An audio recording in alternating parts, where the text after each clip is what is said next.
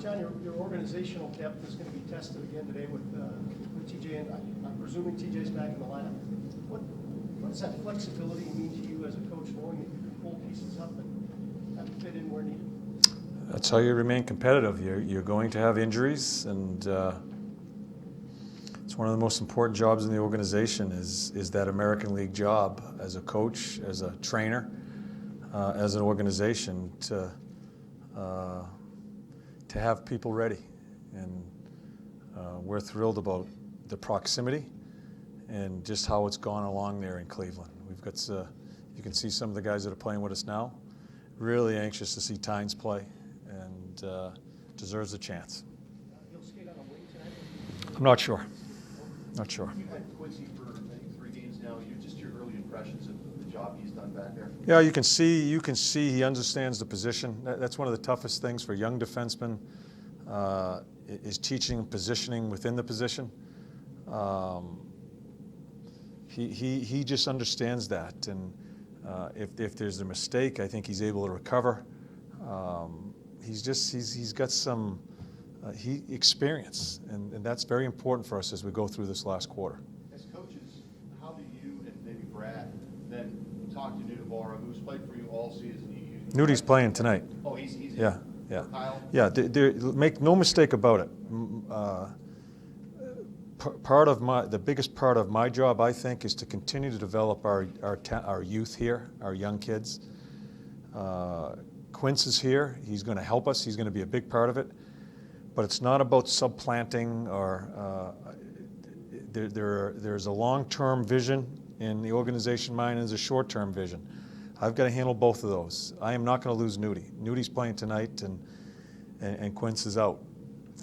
He played well, but I am not going to just sit Nudie because we picked up a guy. This is how it's going to help us. To add a guy as a depth guy that has the knowledge and the understanding positioning is not going to help us in games, but in practices, in the locker room. But it's not going to just totally knock Nudie out of a position or anybody else.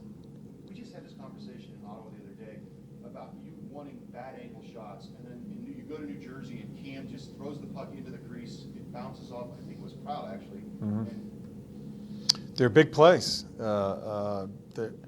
As I said the other day when we talked about them, it's tough to get the good ice, the slot ice as far as chances. There's so many teams are back checking through the middle. So many teams are clogging up that area. If you keep on looking for plays, they're going to be turnovers going the other way. So putting pucks into the blue and getting to the blue is not. We score a goal on it, but it's for puck possession too. It's very hard for a team, a defenseman, with his back to the goal. You throw one in the blue, him looking for the puck, and we're attacking forward. We got a pretty good chance of coming up with it too, let alone scoring a goal like we did last night. So that is part of an offensive play, not only trying to score, but also for puck possession. John, you've strung together some pretty solid stretch of games where you played pretty well. Use the phrase, you can't let it get good to you. Is that even a concern at this stage of the season, knowing that the finish line's right there? It shouldn't be. I think a coach always has to be aware of that because it's a natural,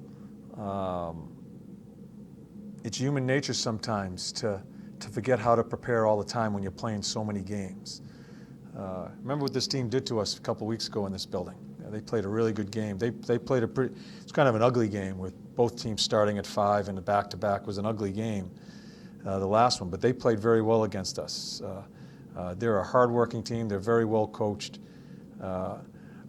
It's just beyond me how we could even think about looking by a team and not respecting your opponent. That's a bad recipe for a team that's trying to gain respect in the league. You talk about guys going through the process. Do you find that the tougher part is off the ice, or is it actually on? No, I think I'm not sure what the off the ice one is. It's a hard one for the coach because you're not with them all the time. It's the preparation, how you act when you're going out to dinner, how you act in the morning skate, how you act when you have a good night. And I'm not in their head. If they have a good night, Oliver Bjorkstrand has a really good night in Jersey the other night. How does he feel about his game coming into today? we're not in their head all the time. So I think the intangible and the mental part of preparation, and we always use that word, being a pro, that's more important than anything, because I think that translates to everything on the ice as far as how you're handling yourself here. So that to me is more important, because then I think it gets to what you're supposed to be doing on the ice. Have you been happy with? See you, Andrew. I'm sorry. Do you have a follow-up? No. No. Have you been happy with the way that you have been able to kind of jockey Bjorkstrand and Saad? It seems to have worked for you. Yeah, I didn't do it much the last game. I've liked it. I think it gives our team a different look. I like what it's done.